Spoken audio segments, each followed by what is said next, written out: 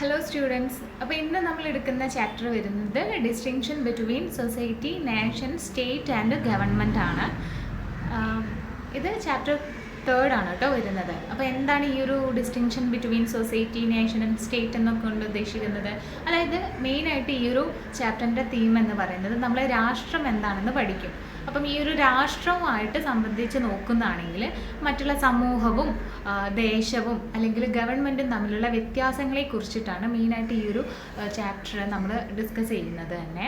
അപ്പം ആദ്യം നിങ്ങൾ അന്നേരം എന്താണ് അറിഞ്ഞിരിക്കേണ്ടത്? എന്താണ് രാഷ്ട്രം എന്നാണ് അറിഞ്ഞിരിക്കേണ്ടത്. അപ്പം രാഷ്ട്രം എന്താണെന്ന് അറിഞ്ഞു കഴിഞ്ഞാലേ ബാക്കിയുള്ള കാര്യങ്ങളെക്കുറിച്ച് നിങ്ങൾക്ക് ഡിഫറൻസ് അല്ലെങ്കിൽ അതിൻ്റെ വ്യത്യാസം എഴുതാൻ പറ്റത്തുള്ളൂ. അപ്പം നമുക്ക് നോക്കാം. ഫസ്റ്റ് തന്നെ പറയുന്നത് രാഷ്ട്രത്തെക്കുറിച്ചിട്ടാണ്. രാഷ്ട്രം നോക്കുക. രാഷ്ട്രത്തിനെ നമ്മൾ സ്റ്റേറ്റ് എന്ന് പറയും. അപ്പോൾ ഇവിടെ കൺഫ്യൂസ്ഡ് ആവരുത്. നോർമലി നമ്മൾ സ്റ്റേറ്റ് എന്ന് പറയുമ്പോൾ എന്താണ്, സംസ്ഥാനങ്ങളെ സ്റ്റേറ്റ്സ് എന്ന് പറയാറുണ്ട് അല്ലേ. അപ്പം എന്താണ്, അതുമായിട്ട് കൺഫ്യൂസ്ഡ് ആവരുത് കേട്ടോ. ഇവിടെ സ്റ്റേറ്റ് എന്ന് കൊണ്ട് ഉദ്ദേശിക്കുന്നത് രാഷ്ട്രമാണ്. അപ്പം ഈ ഒരു രാഷ്ട്രത്തിന് ശ്രദ്ധിക്കാം, ഇതിന് 4 ഘടകങ്ങളാണ് വരുന്നത്. 4 എലമെൻറ്റ്സ് എന്ന് പറയും ഘടകങ്ങളെ. അപ്പം ഒരു രാഷ്ട്രമായി മാറണമെങ്കിൽ അല്ലേ, നമ്മളായി മാറണമെങ്കിൽ നമ്മളുടെ ഉള്ളിൽ എന്തുണ്ടാവണം? നമ്മുടെ ഒരു നല്ല ക്യാരക്ടർ അല്ലേ, ബിഹേവിയർ ഉണ്ടായിരിക്കണം. അതേപോലെ തന്നെയാണ് രാഷ്ട്രം എന്ന് പറയുന്നത് ഈ ഒരു 4 എലമെൻറ്റ്സ് കൂടെ അടങ്ങിയതാണ്. അപ്പം എന്താണ് ഈ ഒരു 4 എലമെൻറ്റ്സ്?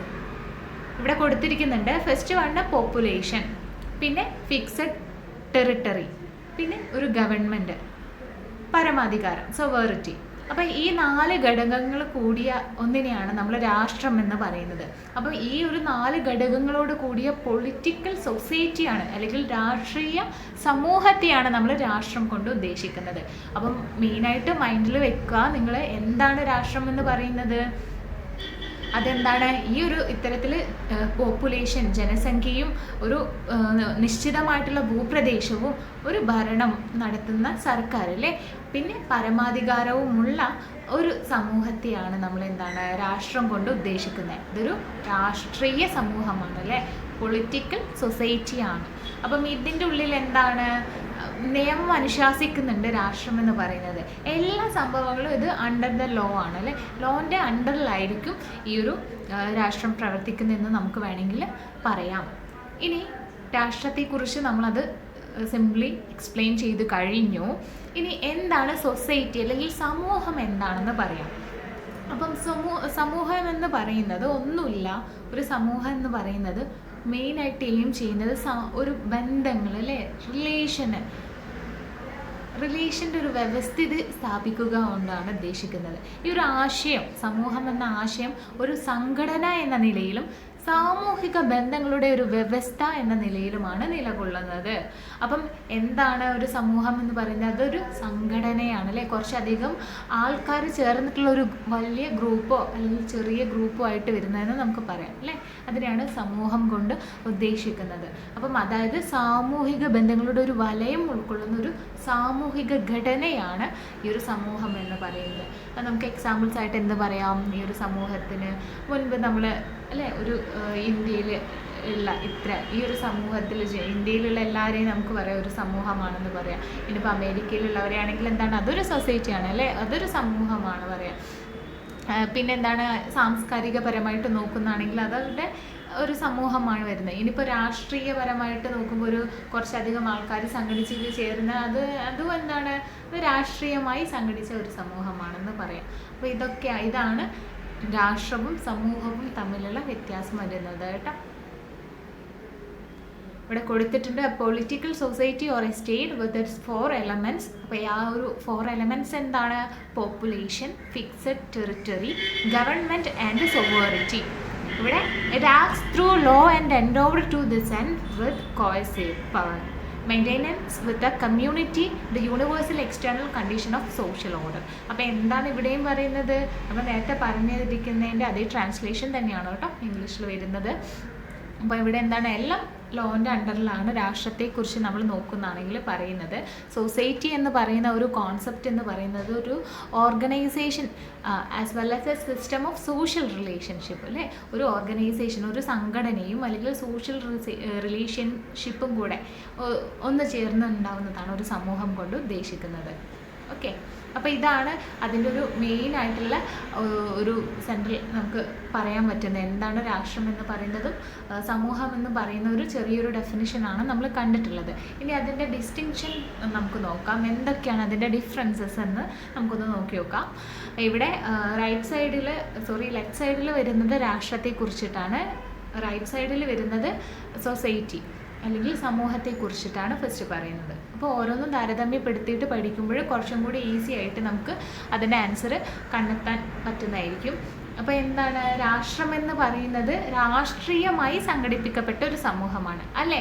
ഞാൻ പറഞ്ഞിട്ടുണ്ടായിരുന്നു രാഷ്ട്രത്തിൻ്റെ 4 ഘടകങ്ങളെ കുറിച്ചിട്ട്. അപ്പോൾ ഇതൊക്കെ എന്താണ്? രാഷ്ട്രീയമായിട്ടുള്ള പൊളിറ്റിക്കലി ഓർഗനൈസ് ചെയ്ത് ഉള്ള ഒരു സമൂഹമാണ് രാഷ്ട്രം എന്ന് പറയുന്നത്. അപ്പം സമൂഹം എന്ന് വെച്ച് കഴിഞ്ഞാൽ സിമ്പിൾ ടേംസിൽ എന്താണ്? അതൊരു സാമൂഹിക സംഘടനയാണ്. അപ്പം ഇത് രാഷ്ട്രീയ സംഘടനയാണ് രാഷ്ട്രം, സമൂഹം എന്ന് പറയുന്നത് സാമൂഹിക സംഘടനയാണ്. അത് തന്നെ ആ ഒറ്റൊരു വേർഡിൽ തന്നെ നിങ്ങൾക്കത് എഴുതിയ ആ ഒരു പോയിന്റിനെ ഉൾക്കൊള്ളിക്കാട്ടോ. ഇതെങ്ങനെയാണ് ഈ ഒരു സാമൂഹിക സംഘടനയാണെന്ന് പറയുന്നത്? സമൂഹം, അതായത് അതിൽ സാമൂഹികവും സാമ്പത്തികം മതപരം രാഷ്ട്രീയ സാംസ്കാരികം എന്ന എല്ലാ സംഘടനകളും ഈ ഒരു സമൂഹത്തിൽ ഉൾപ്പെടുന്നുണ്ട്. പലതരത്തിലുള്ള ഒരു സമൂഹത്തിൽ എന്താണ് പലതരത്തിലുള്ള കാര്യങ്ങൾ ഉൾപ്പെടുന്നുണ്ടല്ലേ. ചിലവർ മതപരമായിട്ട് സംഘടിപ്പിച്ച ഒരു ജനതയായിരിക്കും, അല്ലെങ്കിൽ ചിലവർ സാമ്പത്തികപരമായിട്ട്, ഇവരൊക്കെ ഉൾക്കൊള്ളുന്ന ആ ഒരു വലിയൊരു വിഭാഗം ഇതിനെയാണ് നമ്മൾ സമൂഹം കൊണ്ട് ഉദ്ദേശിക്കുന്നത് കേട്ടോ. ഇനി രണ്ടാമത്തെ പോയിന്റ് ഇവിടെ നമുക്ക് എന്താ എഴുതാൻ പറ്റുന്നത്? ഇതിൻ്റെ ഒരു മെയിൻ ഡിഫറൻ്റ് ആയിട്ട് പറയുന്നത്, അതായത് ശ്രദ്ധിക്കുക, രാഷ്ട്രമാണോ സാമൂഹികമാണോ ഇതിൽ ഏതാണ് ഏറ്റവും ഫസ്റ്റ് ഉണ്ടായതെന്ന് ചോദിച്ചു കഴിഞ്ഞാൽ തീർച്ചയായിട്ടും സമൂഹമാണ് ഫസ്റ്റ് നിലനിന്നിട്ടുണ്ടായിരുന്നത്. അപ്പം നിങ്ങൾ ഇതെങ്ങനെയാണെന്ന് മനസ്സിലാകാന്നുണ്ടെങ്കിൽ പണ്ട് കാലഘട്ടത്തിൽ അറിയാലേ, പുരാതന കാലഘട്ടങ്ങളിലൊക്കെ എങ്ങനെയാണ് മനുഷ്യന് കൂട്ടത്തോടെ താമസിച്ചിട്ടുണ്ടായിരുന്നു, വേട്ടയാടിയിട്ടായിരുന്നു അവരെന്താണ് ഭക്ഷണം കഴിച്ചിട്ടുണ്ടായിരുന്നത്, വേട്ടയാടിയിട്ടുള്ള അത് കിട്ടിയിട്ടാണ് ഭക്ഷണം കഴിച്ചിട്ടുണ്ടായിരുന്നത്, താമസിച്ചിരുന്നൊക്കെ ഒരുമിച്ചായിരുന്നു. അപ്പോൾ അതൊരു സമൂഹമായിട്ട് കണക്കാക്കാം അല്ലേ. അവിടെ പ്രത്യേകിച്ച് എന്താണ് ഈ നേരത്തെ ഞാൻ പറഞ്ഞ പോലത്തുള്ള ഒരു രാഷ്ട്രത്തിന് വേണ്ടിയിട്ടുള്ള 4 ഘടകങ്ങളൊക്കെ അവരന്നേരം നോക്കിയിട്ടുണ്ടായിരുന്നോ? ഇല്ല. അവരെന്താണ് കൂട്ടമായിട്ട് കുറച്ചധികം ജനങ്ങൾ അധിവസിച്ചിട്ടുണ്ടായിരുന്നത്. അപ്പോൾ അതിനെ എന്ത് നമുക്ക് വിളിക്കാം? സൊസൈറ്റിയിൽ ഒരു സമൂഹമായിട്ട്, അതൊരു സംഘടനയായിട്ട് നമുക്ക് പറയാം അല്ലേ. അപ്പം എന്താണ് ഫസ്റ്റ് ഉണ്ടായിരുന്നത്? സമൂഹമാണ് രാഷ്ട്രത്തിന് മുൻപ് ഉണ്ടായിട്ടുണ്ടായിരുന്നത്. അപ്പം രാഷ്ട്രം എന്ന് പറയുന്നത് പിന്നെന്താണ്?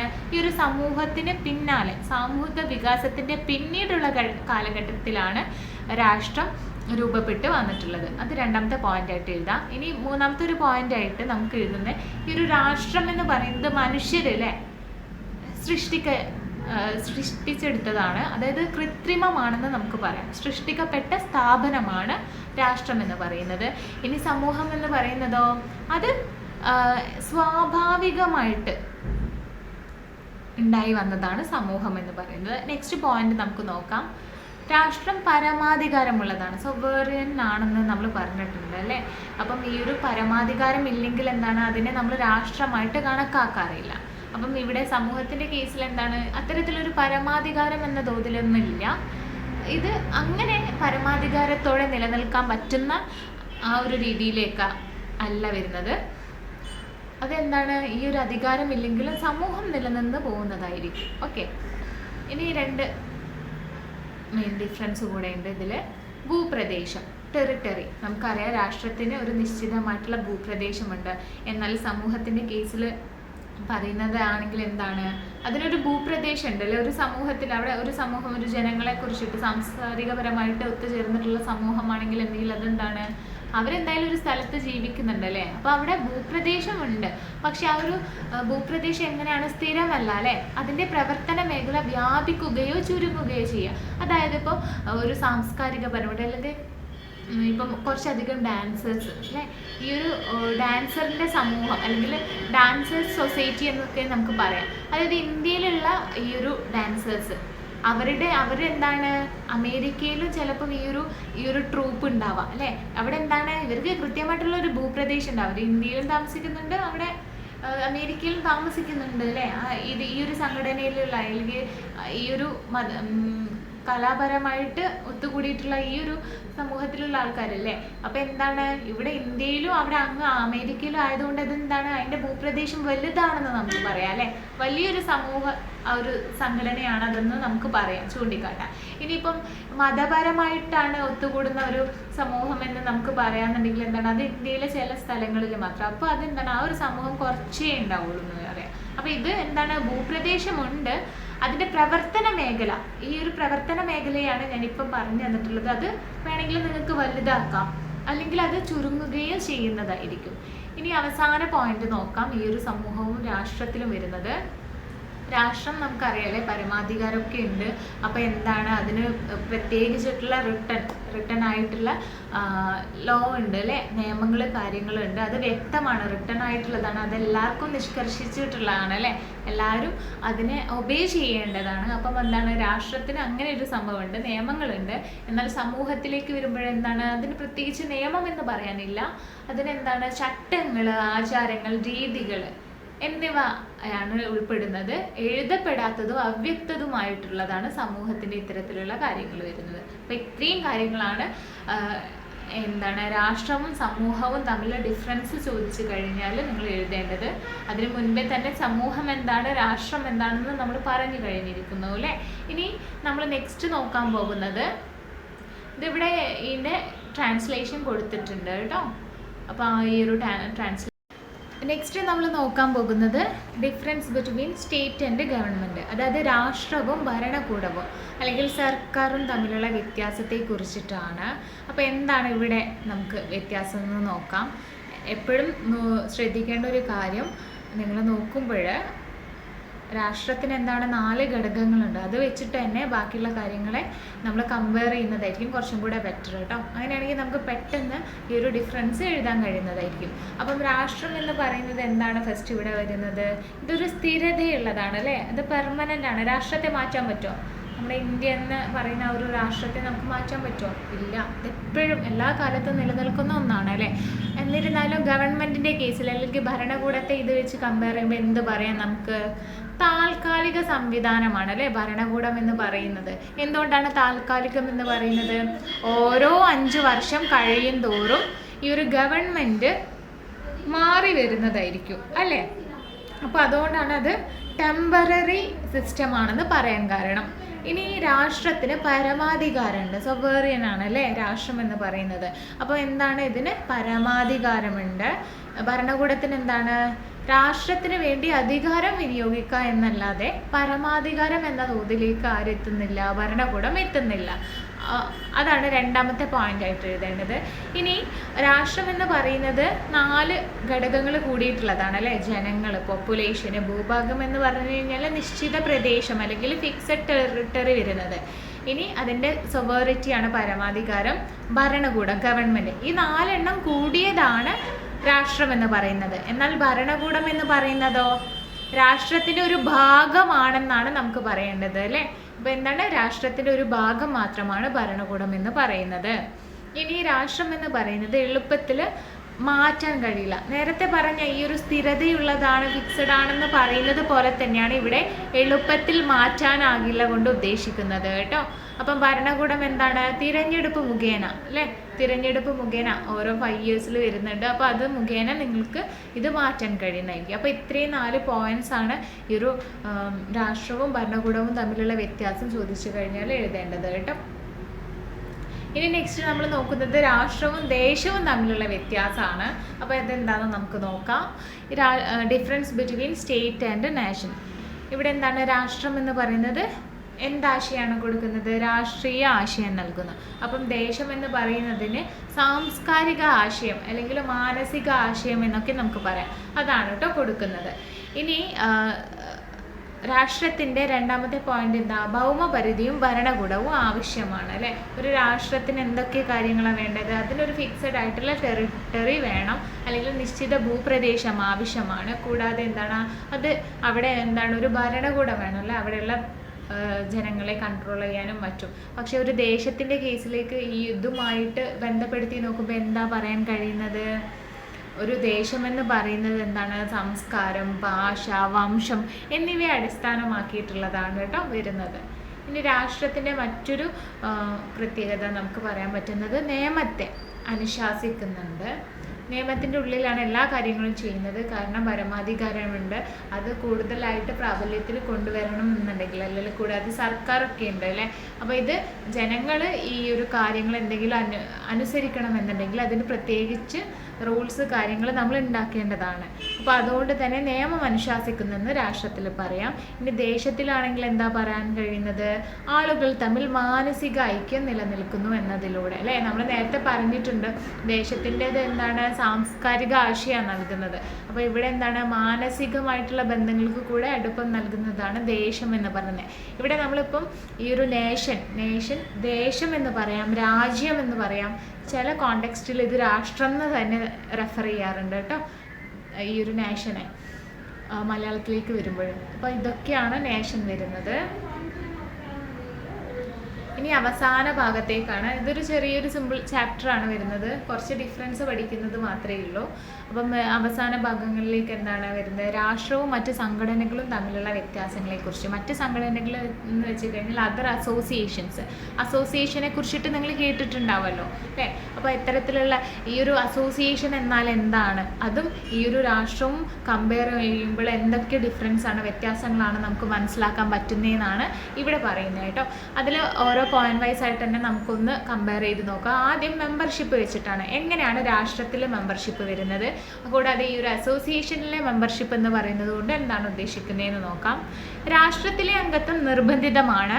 ഒരാൾ ഒരു രാഷ്ട്രത്തിലെ അംഗമായിരിക്കണം. മുതിർന്ന ഒരാൾക്ക് ഒരേ സമയം 2 രാഷ്ട്രങ്ങളിൽ അംഗമാകാൻ കഴിയില്ല. അപ്പോൾ എന്താണ് രാഷ്ട്രത്തിലെ അംഗത്വം എന്ന് പറയുന്നത്? അത് എന്തായാലും കമ്പൽസറി ആണെന്ന് നമുക്ക് പറയാം, നിർബന്ധിതമായിട്ട് ചെയ്യേണ്ട കാര്യമാണ്. എന്തായാലും നിങ്ങൾ നിർബന്ധപൂർവ്വം അതെന്താണ് അംഗത്വം നേടിയെടുക്കണം അല്ലേ. അപ്പം ഒരു രാഷ്ട്രത്തിലെ സിറ്റിസൺ ആവുക അല്ലെങ്കിൽ പൗരത്വം നേടാന്നൊക്കെ നമുക്കിത് പറയാം അല്ലേ. അപ്പം എന്താണ്, മുതിർന്ന ഒരാൾക്ക് ഒരേ സമയം 2 രാഷ്ട്രങ്ങളിൽ അംഗമാകാൻ കഴിയില്ല. അപ്പോൾ ഒരു മുതിർന്നെടുക്കുന്ന ഒരു വ്യക്തിക്ക് എന്താണ് 2 രാഷ്ട്രങ്ങളിലേക്ക് മാറാൻ കഴിയില്ല, ഏതെങ്കിലും ഒരു രാഷ്ട്രത്തിൽ അംഗമായിരിക്കേണ്ടത് അത്യാവശ്യമാണ്. ഇനി അത് ഈ ഒരു മെമ്പർഷിപ്പ് തന്നെ സംഘടനകളിലേക്ക് അല്ലെങ്കിൽ അസോസിയേഷനിൽ എങ്ങനെയൊക്കെയാണ് വരുന്നത്? ഈ ഒരു അസോസിയേഷൻ എന്ന് വെച്ച് കഴിഞ്ഞാൽ എന്താണെന്ന് മനസ്സിലായോ? നമ്മുടെ നാട്ടിലെ ഏതൊരു സംഘടനയും നമുക്ക് അസോസിയേഷൻ എന്ന് പറയാം അല്ലേ. എന്താണ്, സിനിമ അസോസിയേഷൻ ഉണ്ട്, പിന്നെ വിമൻസിനെ വെച്ചിട്ടുള്ള അല്ലെ, സ്ത്രീകൾ വെച്ചിട്ടൊരു അസോസിയേഷൻ ഉണ്ടാക്കുന്നുണ്ടെങ്കിൽ, ഗ്രൂപ്പ് ഉണ്ടാക്കുന്നുണ്ടെങ്കിൽ അതിനൊരു അസോസിയേഷൻ്റെ ഉദാഹരണമാണ്. പിന്നെ ക്ലബ്ബുകൾ അല്ലെ, ഫിലിം ക്ലബ്ബുകൾ ഉണ്ടാവും, ഫുട്ബോൾ ക്ലബ്ബുകൾ ഉണ്ടാവും, ക്രിക്കറ്റ് ക്ലബ്ബുകൾ, അങ്ങനെ പലതരത്തിലുള്ള ഇത്തരത്തിലുള്ളതാണ് കേട്ടോ അസോസിയേഷൻ കൊണ്ട് ഉദ്ദേശിക്കുന്നത്. അപ്പം ഇവിടെ ഈ ഒരു അസോസിയേഷനിൽ മെമ്പർഷിപ്പ് എടുക്കാന്ന് വെച്ച് കഴിഞ്ഞാൽ എന്താണ്, അത് ആ ഒരു വ്യക്തിയിൽ നിക്ഷിപ്തമായിട്ടുള്ള കാര്യമാണ്. ഒരാൾക്ക് ഈ ഒരു അസോസിയേഷനിൽ പങ്കെടുക്കണമെന്നുണ്ടെങ്കിൽ അതെന്താ, അത് അയാളുടെ സ്വമേധയാ ഉള്ള വോളണ്ടറി എന്ന് പറയും നമ്മൾ, അതിൻ്റെ ആ ഒരു രീതിയിലാണ് ആ ഒരു അസോസിയേഷനിലേക്ക് ചേരാവുന്നതും ചേരാതിരിക്കാവുന്നതും ഇത് അയാളിൽ മാത്രം നിലനിൽക്കുന്ന ഒന്നാണ് കേട്ടോ. പക്ഷേ രാഷ്ട്രത്തിലേക്ക് വരുമ്പോൾ അങ്ങനെയല്ല, അത് കമ്പൽസറിയാണ്. അപ്പോൾ അതാണ് മെയിൻ പോയിന്റ് വരുന്നത്, ഫസ്റ്റ് ഡിഫറൻസ് വരുന്നത്. ഇനി ഇതിൻ്റെ എത്ര അംഗങ്ങൾക്ക് ഇതിൽ ചേരാൻ കഴിയും, അതൊക്കെ കാര്യങ്ങളാണ് ഇനി നോക്കുന്നത്. രാഷ്ട്രത്തിൻ്റെ കേസിൽ എന്താണ്, ഒരേ സമയം ഒരാൾക്ക് ഒരു രാഷ്ട്രത്തിൽ മാത്രമേ അംഗമാകാൻ കഴിയുള്ളൂ അല്ലേ. ഒരാൾക്ക് അറ്റ് എ ടൈം ഒരു രാഷ്ട്രത്തിൽ, ഒരു സ്റ്റേറ്റിൽ മാത്രം എന്താണ് മെമ്പർഷിപ്പ് അല്ലെങ്കിൽ മെമ്പർ ആവാൻ പറ്റത്തുള്ളൂ. ഇനി അസോസിയേഷനിലേക്ക് വരുമ്പോഴോ ഒരേ സമയം നിരവധി സംഘടനകളിൽ നിങ്ങൾക്ക് അംഗമാകാൻ കഴിയും. അതായത് ഞാനിപ്പം ഒരു ഫുട്ബോൾ ക്ലബ്ബിൽ ആ ഒരു ഫുട്ബോളിൻ്റെ അസോസിയേഷനിൽ മെമ്പർ ആണെങ്കിൽ എനിക്ക് അറ്റ് ദ ടൈം തന്നെ വേണമെങ്കിൽ വേറെ ഏതെങ്കിലും ഇപ്പം ലൈബ്രറി ക്ലബ്ബിലോ അല്ലെങ്കിൽ നാട്ടിലെ വേറെ ഏതെങ്കിലും അസോസിയേഷനിലെ കാര്യങ്ങളിൽ എനിക്ക് മെമ്പർ ആകാം അല്ലേ. ഫിലിം ഇൻഡസ്ട്രിയിലുള്ള ഏതെങ്കിലും ക്ലബ്ബിലാണെങ്കിൽ അങ്ങനെ. അപ്പോൾ ഇത്തരത്തിൽ ഒരേ സമയം പല സംഘടനകളിൽ അംഗമാകാൻ കഴിയുന്നതായിരിക്കും. ഇതാണ് മറ്റൊരു പോയിന്റ് വരുന്നത്. ഇനി ഇതിൻ്റെ ഭൂപ്രദേശം, ടെറിട്ടറി എങ്ങനെയാണെന്ന് നമുക്ക് നോക്കാം. ഈ ഒരു രാഷ്ട്രം എന്ന് പറയുന്നത് സംഘടന എന്ന നിലയിൽ നിർബന്ധമായിട്ടും വ്യക്തമായിട്ടുള്ള ഒരു ഭൂപ്രദേശം വേണം അല്ലേ. നമ്മൾ പഠിച്ചിരിക്കുന്നതാണ് അല്ലേ. ഇതിൻ്റെ മെയിൻ ഒരു ഘടകം എന്ന് പറയുന്നത് അതിൻ്റെ ഫിക്സഡ് ടെറിട്ടറിയാണ്, നിശ്ചിതമായിട്ടുള്ള ഒരു ഭൂപ്രദേശമാണ് അല്ലേ. അപ്പം ഇനി അസോസിയേഷനിലേക്ക് വരുമ്പോഴെന്താണ്, ഇത്തരത്തിൽ അസോസിയേഷന് പ്രവർത്തിക്കണമെങ്കിൽ ഒരു സ്ഥലം ആവശ്യമുണ്ട്. പക്ഷെ അതെന്താണ്, സ്ഥിരമായിട്ടുള്ളത് ആകണമെന്നില്ല. ഇതിൻ്റെ സ്ഥലം എപ്പോൾ വേണമെങ്കിലും മാറിയേക്കാം. അതായത് നിങ്ങൾ ഒന്ന് വിചാരിക്കുക, നിങ്ങളിപ്പോൾ ഒരു വിമൻസിൻ്റെ ഒരു അസോസിയേഷൻ ഉണ്ടെന്ന് വിചാരിക്കുക. അപ്പോൾ ഇത് എപ്പോഴും ഒരു ഹാളിൽ വെച്ചിട്ടാണ് നടക്കുന്നത് അല്ലേ. ഇവരെന്തെങ്കിലും മീറ്റിംഗ് കാര്യങ്ങൾ അജണ്ടകളൊക്കെ പറയാന്നുണ്ടെങ്കിൽ ഒരു ഹാളിൽ വെച്ചിട്ടാണ് നടക്കുന്നത്. പക്ഷേ അന്ന് ഇവരെ മീറ്റിംഗ് ഒരു ദിവസം നടത്താമെന്ന് വിചാരിക്കുമ്പോൾ ആ ഒരു ഹാള് അവൈലബിൾ അല്ല. അപ്പോൾ എന്ത് ചെയ്യും, ഇവർ വേറൊരു ഹാള് ബുക്ക് ചെയ്തിട്ടായിരിക്കും മീറ്റിംഗ് കാര്യങ്ങളൊക്കെ നടത്തുന്നത് അല്ലേ. അപ്പം ഇത്തരത്തിൽ ഇവിടെ എന്താണ്, അവർക്കൊരു നിശ്ചിതമായിട്ടുള്ള സ്ഥലം ആവശ്യമാണ്. ഇപ്പം മീറ്റിംഗ് എല്ലാം വേണമെന്നുണ്ടെങ്കിൽ പലരും പല രീതിയിലേക്കാണോ? അല്ല, എല്ലാവരും കൂടിയിട്ടൊരു സ്ഥലത്ത് ഇരുന്നിട്ടാണ്. ഇനിയിപ്പം ഒരു കോൺഫറൻസ് ആണെങ്കിൽ, ഒരു അസോസിയേഷൻ്റെ ഓൺലൈൻ മീറ്റിംഗ് ആണെങ്കിൽ കൂടെ തന്നെ എന്താണ്, എല്ലാവരും കൂടെ ഒരു നിശ്ചിതമായിട്ടുള്ളൊരു സ്ഥലം കേന്ദ്രീകരിച്ചിട്ടാണല്ലേ ചെയ്യുന്നത്. അപ്പം ഇത്തരത്തിൽ ഇതിന് ഒരു സ്ഥലം ആവശ്യമുണ്ടെങ്കിലും കൂടെ അതെന്താണ്, ഫിക്സഡ് ആവണം എന്നില്ല. അതെപ്പോൾ വേണമെങ്കിലും ചേഞ്ചബിൾ ആണ്. അപ്പോൾ അതാണ് ഇതിൻ്റെ മറ്റൊരു പോയിന്റ് എഴുതേണ്ടത്. ഇനി ഇതിൻ്റെ പർപ്പസ് എന്താണ് ഇതിൻ്റെ ലക്ഷ്യമായിട്ട് വരുന്നത്? ഈ ഒരു രാഷ്ട്രവും അസോസിയേഷനും കൂടെ തട്ടിച്ച് നോക്കുന്നതാണെങ്കിൽ അപ്പം എന്താണ്, രാഷ്ട്രത്തിൻ്റെ ലക്ഷ്യം എന്ന് വെച്ച് കഴിഞ്ഞാൽ ജനറലൈസ് ചെയ്തിട്ടായിരിക്കും രാഷ്ട്രം നോക്കുന്നത്. അതായത് എന്തെങ്കിലും ഒരു കാര്യങ്ങൾ പ്രാബല്യത്തിൽ കൊണ്ടുവരാണ്, ഒരു നിയമം പ്രാബല്യത്തിൽ കൊണ്ടുവരുന്നതാണെങ്കിൽ അതെന്താണ്, ഒരാളെ ഉദ്ദേശിച്ച് മാത്രമാണോ? അല്ല. നമ്മുടെ ഈ ഇന്ത്യൻ്റെ കേസിലെടുക്കാൻ തന്നെ ഇന്ത്യയിലൊരു നിയമം പ്രാബല്യത്തിൽ കൊണ്ടുവരാം, അല്ലെങ്കിൽ എന്തെങ്കിലും പുതിയതായിട്ടുള്ള കാര്യങ്ങൾ കൊണ്ടുവരുന്നതാണെങ്കിൽ അതെന്താണ്, എല്ലാവരും, ഇന്ത്യയിലെ എല്ലാ ജനങ്ങൾക്കും ഒരേ രീതിയിൽ എന്ന തോതിലേക്കാണ് വരുന്നത് അല്ലേ. അപ്പോൾ ഇതെല്ലാം ഉൾക്കൊള്ളേണ്ടതുമാണ്. അതാണ് രാഷ്ട്രത്തിൻ്റെ ലക്ഷ്യം വരുന്നത്. ഇനി അസോസിയേഷനും അല്ലെങ്കിൽ ഈ ഒരു സംഘടന എന്ന് പറയുന്നത് എന്താണ്, ഒരു സ്പെസിഫിക് ആയിട്ടുള്ള പർട്ടിക്കുലർ ആയിട്ടുള്ള ആക്ടിവിറ്റിക്ക് വേണ്ടിയിട്ടാണ് ഈ ഒരു അസോസിയേഷൻ. ഇപ്പം ഫുട്ബോളിൻ്റെ ഒരു അസോസിയേഷന്, ക്രിക്കറ്റ് അസോസിയേഷന്. ഇപ്പോൾ ഫുട്ബോൾ അസോസിയേഷൻ എന്ന് പറഞ്ഞിട്ട് അവർക്ക് അവിടെ പോയിട്ട് ഡാൻസ് കളിക്കാൻ പറ്റുമോ? ഇല്ല അല്ലേ. ആ ഒരു ഫുട്ബോൾ അസോസിയേഷൻ എന്തിനു വേണ്ടിയിട്ടാണ്? ഫുട്ബോളിൻ്റെ വേണ്ടിയിട്ടുള്ളതാണ്. ഫുട്ബോളിൻ്റെ റിലേറ്റഡ് ആയിട്ടുള്ള എന്ത് കാര്യങ്ങൾക്കും എന്താണ്, ഈ ഒരു ഫുട്ബോൾ അസോസിയേഷൻ ആയിരിക്കും ഉണ്ടാവുന്നത്. ഡാൻസേഴ്സിൻ്റെ അസോസിയേഷൻ ഉണ്ടെങ്കിൽ അത് ഡാൻസേഴ്സിൻ്റെ അസോസിയേഷനാണ്, അത് കൂടുതലും ഡാൻസ് റിലേറ്റഡ് ആയിട്ടായിരിക്കും. അപ്പോൾ എന്താണ് ഇവിടെയുള്ള ലക്ഷ്യം എന്ന് പറയുന്നത്, ഇത്തരത്തിൽ ഓരോ അസോസിയേഷനും പർട്ടിക്കുലർ അല്ലെങ്കിൽ സ്പെസിഫിക് ആയിട്ടുള്ള ആക്ടിവിറ്റീസ് ഉണ്ടാവും. പക്ഷെ എന്നിരുന്നാൽ നമ്മുടെ രാഷ്ട്രത്തിൻ്റെ കേസിലേക്ക് വരുന്നതാണെങ്കിൽ ഇതിനെന്താണ്, ഒരു മെയിനായിട്ടൊരു ലക്ഷ്യമുള്ളൂ. അതെന്താണ്, എല്ലാവർക്കും ജനറലൈസ് ചെയ്തിട്ടുള്ള അല്ലെങ്കിൽ ജനറലി എല്ലാവർക്കും കിട്ടുന്ന പൊതുവായിട്ടുള്ള രീതിയിലുള്ള കാര്യങ്ങളാണ് ഉണ്ടാവുന്നത്. ഇനി അവസാന 2 പോയിന്റ്സിലൂടെ നമുക്ക് പോകാം. സോവറിറ്റി എന്ന് പറയുന്നത് അപ്പോൾ എന്താണ്, പരമാധികാരമാണ് അല്ലേ അത് വരുന്നത്. അപ്പം ഇതിൽ രാഷ്ട്രത്തിൻ്റെ പരമാധികാരം എല്ലാവർക്കും അറിയാം. എന്താണ്, രാഷ്ട്രം പരമാധികാരമുള്ളതാണ് അല്ലേ. അതുകൊണ്ട് പരമാധികാരമുള്ളതാണ് രാഷ്ട്രത്തെ മറ്റുള്ളവയിൽ നിന്നും വ്യത്യാസപ്പെട്ടിരിക്കുന്നത് അല്ലേ. ഇപ്പം സമൂഹവും രാഷ്ട്രവും എടുത്തു കഴിഞ്ഞാൽ രാഷ്ട്രത്തെ സമൂഹത്തിൽ നിന്ന് മാറ്റി നിർത്തുന്ന ഒരേ ഒരു കാരണം എന്ന് വെച്ച് കഴിഞ്ഞാൽ അതിൻ്റെ പരമാധികാരമുണ്ട്, രാഷ്ട്രത്തിന് പരമാധികാരമുണ്ട്. ഇനിയിപ്പോൾ അസോസിയേഷൻ്റെ കാര്യത്തിൽ എന്താണ്, അസോസിയേഷൻ എന്ന് വെച്ച് കഴിഞ്ഞാൽ സ്വയംഭരണമാണ്, ഓട്ടോണോമസ് എന്ന് നമ്മൾ പറയും അല്ലേ. പക്ഷേ ഇത്തരത്തിൽ സ്വയംഭരണമാണെങ്കിൽ കൂടെ എന്തിൻ്റെ അണ്ടറിലാണ് ഇത് പ്രവർത്തിക്കുന്നത്, രാഷ്ട്രത്തിൻ്റെ നിയമങ്ങൾക്കുള്ളിലാണ് ഇത്തരത്തിലുള്ള സ്വയംഭരണമാണെങ്കിൽ കൂടെ അത് പ്രവർത്തിക്കേണ്ടത്. എല്ലാ സംഘടനകൾക്കും മുകളിൽ പരമാധികാരമുള്ളതിനാലാണ് രാഷ്ട്രം പരമോന്നതമാകുന്നത്. അപ്പം ഇവിടെ അസോസിയേഷനും വെച്ചിട്ടാണ് നമ്മൾ കമ്പയർ ചെയ്യുന്നത്. അപ്പം എന്താണ്, ഈ ഒരു അസോസിയേഷനിലും രാഷ്ട്രവും വെച്ച് കമ്പയർ ചെയ്യുമ്പോൾ പരമാധികാരം എന്ന ഒരു ഇത് വെച്ച് നോക്കുന്നതാണെങ്കിൽ രാഷ്ട്രം പരമോന്നതമാണ്. അതായത് എല്ലാത്തിലുള്ള അധികാരം ആർക്കാണ്, ആത്യന്തിക അധികാരം വരുന്നത് രാഷ്ട്രത്തിനാണ്. ഓക്കെ, അപ്പോൾ അത് മൈൻഡിൽ വെക്കാം. ഇനി അവസാന പോയിന്റിലേക്കാണ് വരുന്നത്, സാങ്ഷൻ ഫോർ വയലേഷൻ, അതായത് നിയമലംഘനത്തിനുള്ള ശിക്ഷ. ഈ എന്തെങ്കിലും നിയമങ്ങളും കാര്യങ്ങളും ലംഘിച്ചു കഴിഞ്ഞാൽ എങ്ങനെയാണ് ശിക്ഷ നടപ്പിലാക്കുന്നതെന്നാണ്. അപ്പം നിങ്ങൾക്കറിയാം ഈ ഒരു രാഷ്ട്രത്തിൽ എങ്ങനെയാണ് ശിക്ഷ നടപ്പിലാക്കുന്നത്. അതായത് തടവ് ശിക്ഷ ലഭിക്കാം, വധശിക്ഷ ലഭിക്കാം, അല്ലെങ്കിൽ കഠിനമായിട്ടുള്ള ശിക്ഷകൾ. ഇത് മെൻ്റലി ഫിസിക്കലി ഒക്കെ വേണമെങ്കിൽ നമുക്കിത് കിട്ടുന്നതായിരിക്കും. എന്തെങ്കിലും നിയമലംഘനങ്ങളൊക്കെ നടത്തിക്കഴിഞ്ഞാൽ അല്ലെങ്കിൽ കുറ്റകൃത്യങ്ങൾ നടത്തിക്കഴിഞ്ഞാൽ ഇത്തരത്തിലുള്ള മെൻ്റലി ഫിസിക്കലി നമ്മളെ ടോർച്ചർ ചെയ്യുന്ന ഈ ഒരു ശിക്ഷ നമുക്ക് ലഭിക്കുന്നതായിരിക്കും. എന്നാൽ സംഘടനയുടെ കേസിൽ എന്ന് വെച്ച് കഴിഞ്ഞാൽ അതിന് അത്തരത്തിന് ചാൻസ് ഉണ്ടോ? ഇല്ല അല്ലേ. ഇപ്പം ഈ ഒരു സംഘടനയിൽ എത്തിക്കഴിഞ്ഞാൽ ശിക്ഷിക്കാൻ അധികാരമില്ല. എങ്ങനെ? ശാരീരികമായിട്ട് ശിക്ഷിക്കാൻ അധികാരമില്ല. ആകെ കൂടെ ഇവർക്ക് ചെയ്യാൻ പറ്റുന്ന ഒരു കാര്യം എന്ന് വെച്ച് കഴിഞ്ഞാൽ ആ ഒരു അസോസിയേഷനിൽ നിന്ന് ഇത്തരത്തിൽ എന്തെങ്കിലും ചെയ്ത ആളെ അവിടെ നിന്ന്, ആ ഒരു അസോസിയേഷനിൽ നിന്ന് റിമൂവ് ചെയ്യുക അല്ലെങ്കിൽ പുറത്താക്കാൻ മാത്രമേ ഈ ഒരു അസോസിയേഷൻ്റെ ഭാരവാഹികൾക്ക് ഒക്കത്തുള്ളൂ. അല്ലാതെ അവരെ എന്താണ് ഫിസിക്കലി ടോർച്ചർ ചെയ്യാനൊന്നും പറ്റത്തില്ല. അതൊക്കെ എന്താണ്, അത് രാഷ്ട്രത്തിൻ്റെ അണ്ടറിൽ പറ്റിയതാണ്. അതെല്ലാം നിയമങ്ങളുണ്ടല്ലേ, ഓരോ കാര്യങ്ങൾ ചെയ്യുമ്പോൾ നിയമവശങ്ങളുണ്ട്.